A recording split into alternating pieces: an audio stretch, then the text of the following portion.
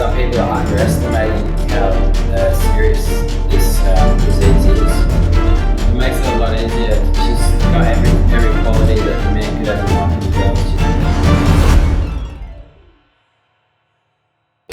Good evening, Australia. I'm Michael Kuzilny. Thank you very much for tuning in. Certainly tough times around Australia and tough times around the world. I want to send you my love and best wishes. We've got some amazing guests on tonight.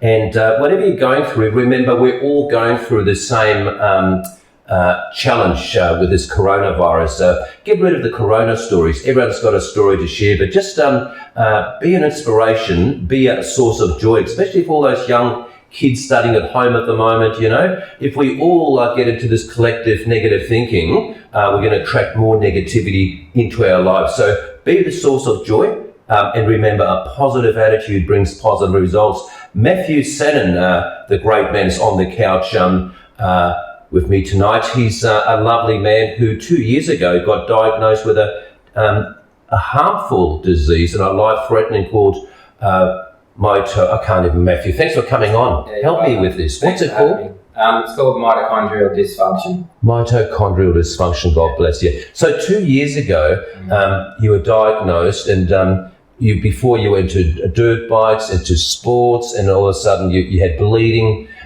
from, what were the symptoms? Symptoms were ranging anything from pins and needles, numbness. Like if I exerted too much, it would be internal bleeding and bleeding out of the mouth. I'd have memory loss. I'd forget where I was at times. And basically it had major implications on, from what I was able to do previously to what I can do now. So, and I met this lovely man, folks, only a few weeks ago, and he was so authentic. It's such a fake world, isn't it? People always telling you all these bullshit stories, and there's so many phony faces, but you were so authentic when I first met you. And I said, bro, can you come on the show? Yeah. Because I hired a car of you, because my car's in for a service, and you had your little scooter with you, that little electric scooter. Tell me about that. I call it my legs.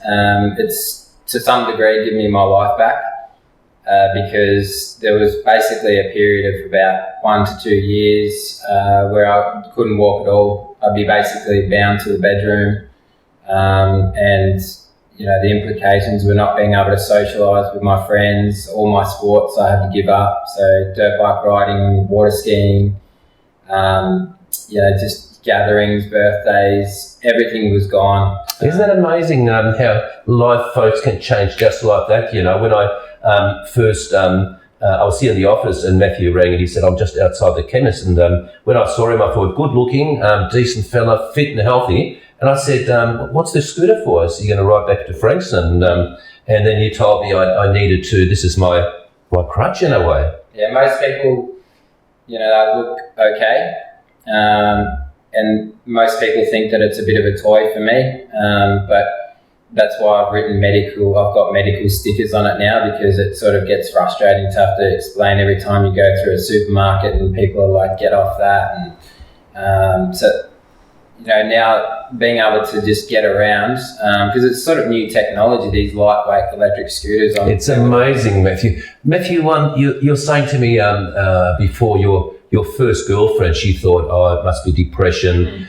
She wasn't that supportive at all, was she? Because, when you got all these symptoms and your body's breaking down, you don't know what it is. There was lots and lots of tests before you were diagnosed with, what's the condition again? The mitochondrial dysfunction. That's right. So how many tests did it take until a doctor said, hey, this is what you've got, Mathew? Well, I spent 2 solid years seeing every doctor under the sun, specialists, so neurologists, even urologists, liver specialists, endocrinologists. Basically, I had every single panel of medical tests done to my whole body, nerve conduction study tests, autonomic nervous system tests. God bless you, my friend. So at the time, had a lovely girlfriend, you're working in construction, I think, yeah? And then you had to stop all that. Yeah. Much like what's happening now, a lot of people, because of the challenging times we're going through, we've got to stop all that, but you've got to be tough-minded like this guy. So how did you deal with it mentally? How did you get through that tough time? I think one of the things that kept me going was my job. I had a lot of pride because I was managing, tier 1 large-scale projects. So I was an electrical site manager for a twin tower development on Collins Street in the Docklands, and I was managing anywhere up to 50 men on the job. And I had so much pride in completing that project that I just wouldn't give up. I wouldn't stop, and I'd get to lunchtime and I'd be that completely drained of energy that I literally would be unconscious for 1 hour. I'd have to lock my office door, and basically it felt like I was dying, to be honest. And 1 hour later, I'd wake back up and I'd have pins and needles and numbness, and I'd look around and I wouldn't know where I was, what day it was, what I was doing. I wouldn't even know who I was. I feel for you, Matt. So you're very spiritually and mentally resilient, aren't you? Like because at one stage you accepted, hey, I might die from this. 100%. Yeah. I was in Bali on a health retreat, and I was basically so weak that I wasn't even able to stand up.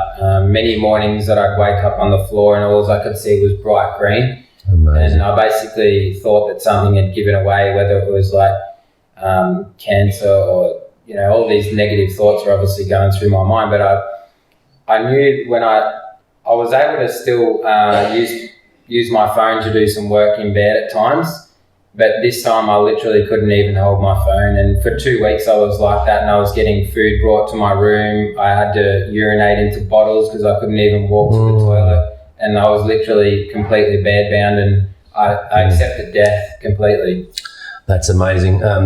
What an amazing young man, we'll talk about after the break how mentally he's dealt with this, because he's one of the most happiest and enthusiastic people I've met for a long time, even during these dark days. And we'll also meet his lovely lady, Paige, in the third segment. We'll be back very shortly.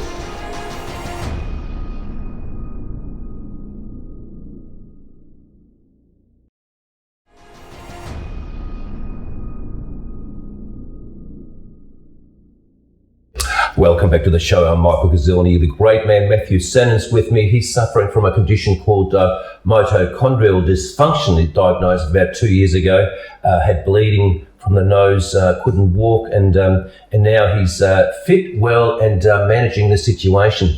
And the take-home message from this show is don't let disappointment be the central theme of your life. Where we're going through this coronavirus, whatever we're going through, we just have to go through it, and things will always get much better. Well, that's the way it happens, Mathew, isn't it? You thought at one stage that death was going to come and wipe you out, but now you're managing your condition. Do you still think you're going to die? No, I don't. There's been a mixture of things that have enabled me to get back to being able to live life to some degree.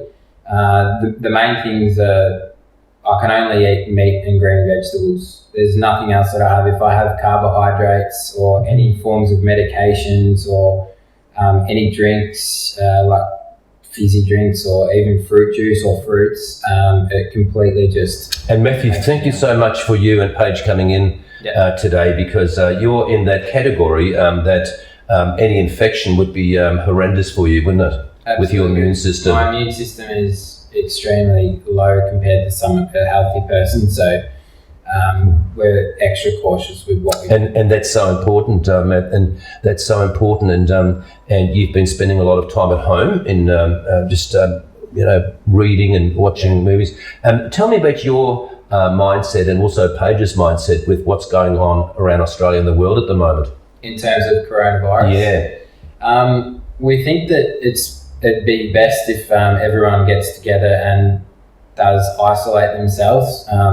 It's disappointing to see that people are still out there occasionally in larger groups, but I think it's much more Australian to just for 1 month or however long it may take to stop work. Like, finance is not everything. To stop socialising, because socialising is not everything.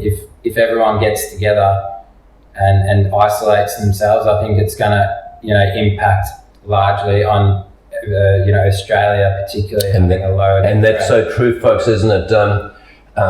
If we all work on this together, it's not going to last forever. And as Mathew says, finances aren't everything, Remember years ago in America, when everybody lost all their shares in the 80s, they all suicided because they had such attachment to all the money and all the stuff.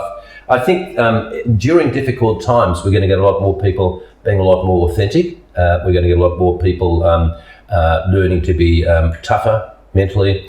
And there'll be a lot more sort of appreciating that we're all going through the same journey, and then once life's finished, death will come and wipe us out. But I always think that difficult times make society stronger, and we've had a lot of soft times in the last 30 years in Australia, and we've got a lot of soft minds. Do you agree there's a lot of soft minds who are just overreacting to the situation and they're not handling it well? I think that some people are underestimating how serious this disease is. It's not until recent times that it's really been pushed on the media, and people are understanding that this is taking lives away. So I think it's incredibly important that we all do abide by the minister's health rules that are being pushed out there. You're a beautiful person, Mathew, and a great inspiration to many, because you've been through crisis. You know how to get on top of crisis. Because when you were diagnosed with your condition 2 years ago, life changed drastically for you. Yeah. All of a sudden, your job wasn't there, finance struggles, people weren't quite sure what you had, and your girlfriend, I think, left. Is that right? Yeah, it was difficult because there was the uncertainty of the condition was frustrating as well. I wanted to get to the bottom of it, and that's why I was studying every night for anywhere between 2 and 4 hours to find the answer, because I'd seen all of these doctors, and doctors aren't going to put as much effort in as what I would. I did have people, and including my partner that I was with at the time, calling me Dr. Google and saying that it's a waste of time, but there's so much medical data on Google these days, and it's not just it's real data, because there's medical studies, and that's the material that you look up, and that's what led me to potentially thinking that I did have dysfunctional mitochondria. And Mathew, did you fall into a state of depression during this time? I've had a very strong mind since a young age. I've got that don't give up attitude. I could definitely see that any other people could have fallen into a depressive state, but not once did I give up. I just wanted an Amazing. And I think you told me during that time other life factors happened as well, with your brother and girlfriend relationships. A lot of things were happening in your life, weren't they? Well, I negative, but the most important things in life, job, partners, health, socializing, like all of these things that bring happiness were all stripped of me in one shot. So I feel that if I can handle that I can basically handle anything in life. And I find, folks, that, when everything's going well, when you're making plenty of money and everything's going well, everybody wants to be your mate. But I've met many people who've climbed to the top of success ladder, and then they've gone bankrupt, or they've become sick, lost their house and all that sort of stuff, lost their relationships, and people just walk away. And it's amazing to see how many real friends you've got when you're going through something like this, Mathew, isn't it? Because people just don't want to hear the negative news, do they? No, that's one thing that I did have all along, and that's family and friends, and in tough times, that's the most important thing that you can have. That's so beautiful, and we'll meet your lovely new love of your life page after the next break. But thanks for coming on, and thanks for watching. I'm Michael Kuzilny.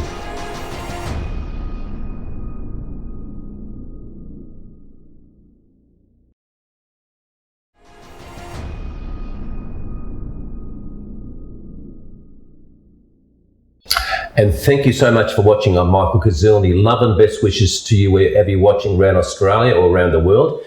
Difficult times, but they say tough times never last, but tough people do. Two beautiful people on the couch. I've got Mathew and his lovely future wife, Paige, and she's made a great change into his life. Hello, Paige. Hi. You're a wonderful person. I've met you guys recently, and What a story. You know, when you first met Mathew, did he have this condition? Yeah, he did. And then I started working for him about 8 months ago. So. And you must be a very, very special person because he speaks very highly of you, he loves you, he wants to marry you. And because a lot of people are judgmental, aren't they? They think, oh, we want everyone to be perfect, have lots of money in the bank, drive a nice car, and certainly we don't want any of these medical conditions. But what's your view on all that? Because you've got to be very supportive, don't you? Yeah, well, he just makes me happy, so... Amazing. Yeah. Amazing. And you just went on a road trip? We did. We thought during this quarantine time, we thought we'd just get away for a little bit. So we went on a road trip in an RV up to Byron Bay and just camped on the beaches and just kept distant from people. But you know, it was beautiful. We had the RV right on the beach with the water coming up to the back wheels and gorgeous. You know, falling asleep to the sound of the water in the caravan. It was with such a special person. That's beautiful. So you went to the Gold Coast, did you? You went to Currumbin and all along there? Went to Byron Bay, Surfers Paradise. So, yeah. Paige, did you know the great man when he was for many, many years? Or for about 2 years. 2 years, yeah. Yeah, and he's explained his medical condition to you? Well, yeah, I see it firsthand. So, yeah. You see it firsthand, yeah. So you know, I still think this fit, healthy-looking guy, and can he walk very far? No, not really. He gets around on wheels on his little scooter, but it is frustrating when we go places like grocery shopping or even to a restaurant. People can be quite rude and just be like, get off the scooter. They don't even check that he has a medical condition. I guess he looks so fit and healthy. Assumptions. Yeah. So people can be very judgmental, can't they? Yeah, it can be frustrating. So they think he's a young punk on his scooter. Yeah. And what do they say? Get off the scooter. Yeah. And then when we say it's a medical condition, they'll be like, well, show us proof. Like, where's the medical Oh, that's disgraceful. Isn't it funny, folks, how judgmental people can be, you know? I think it's very important, speaking to these lovely people, that during these difficult times, not to be selfish, but really to forget self a bit, you know, rather than just to wake up every morning and have your own agenda and think what's in it for me and my family and screw the rest of the world. You know, really make a difference to reach out to others and, get rid of any selfishness and we don't judge. So, Matt, so how far can you walk? If I came around to Frankston tomorrow morning, I said, come on, bro, let's go for a walk along the Frankston beach. How far could you walk? It would depend on the consequences. I had to do a stress test about 2 years ago, and that was running on a treadmill. And I ended up in hospital for 3 days, so I got carried in there. So the consequences are severe. If I walk, say, 20 metres, I'd lose my balance, disoriented. That's amazing. The great man, Dr. Joseph Goldbaum, will be with us shortly. He would know about this condition. The condition's called? Mitochondrial dysfunction. Indeed. And I suppose you did so many tests that a lot of people didn't even know. Were a lot of doctors stupid? And did they put it down to stress? A lot of them, if they don't have a black and white answer on paper, they would throw out the depression word, which used to aggravate me because I've got that much determination. It's not funny. Like, you know, I used to be able to run up 40 flights of stairs and not puff, but this time around, if I ran up even 10 flights of stairs back when I was starting to get sick, that I'd fall over. So can you guys go for a leisurely walk along the beach for 5 or 10 minutes? No, it's impossible. No. So how far can you walk? I still don't get it. Well, so I probably walk about 50 metres across the course of a whole day. I have to use a hoverboard to get around the house, and I have to use a scooter to get around outside. The only walking that I will do is from the car door to get the scooter out of the car, or maybe the hoverboard doesn't fit into the toilet, so I have to walk from the toilet door to the toilet. So that's amazing. It's only a couple of meters. Did you come up with these modes of transport? Yeah, absolutely. Yeah. That's otherwise he'd probably be in a wheelchair or something. I would 100% be in a wheelchair. Imagine the looks you'd get though if he was in a wheelchair and then got out and then started walking like 5 metres. Yeah. Well, yeah, that's what happened at the airport just recently. Paige pushes me in a wheelchair through the airport. But to go to the toilet, I have to walk from the toilet entrance to the urinal, which is maybe 5 or 10 meters. And even then, I got a remark from a chap who was passing by. He laughed at me. We really have to be independent towards the good opinions of other people, don't we, folks, and not judge. And you're both joyful and stuff. How are you both dealing with this, these challenging times? What's your mindset?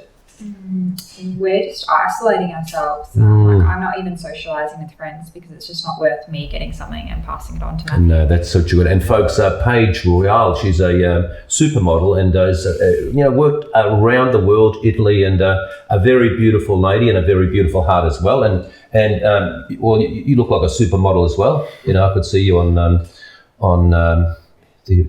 Coke ad or something, or the solo one. You remember the solo one with it? And you guys have been together, you love each other, you're soulmates. It's beautiful to find love in your life, isn't it?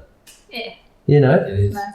Really, we don't need all these other people all the time, because we always think we need to be everywhere, don't we? Like FOMO, and we have this fear of missing out. But when you make friends with yourself and you sort of love yourself and you've got somebody who loves you, we can get through this challenging period quite smoothly, can't we? It makes it a lot easier. She's got every quality that a man could ever want in a girl. Oh, that's beautiful. Great parting words. Great interview, Paige Royale. Thank you very much, Mathew Sennon. God bless you, my friend. Namaste. And namaste. I won't shake your hand today, folks, but love and best wishes from Michael Kuzilny. Make sure to check out all our Facebook and YouTube channels. We'll see you next week. Good night.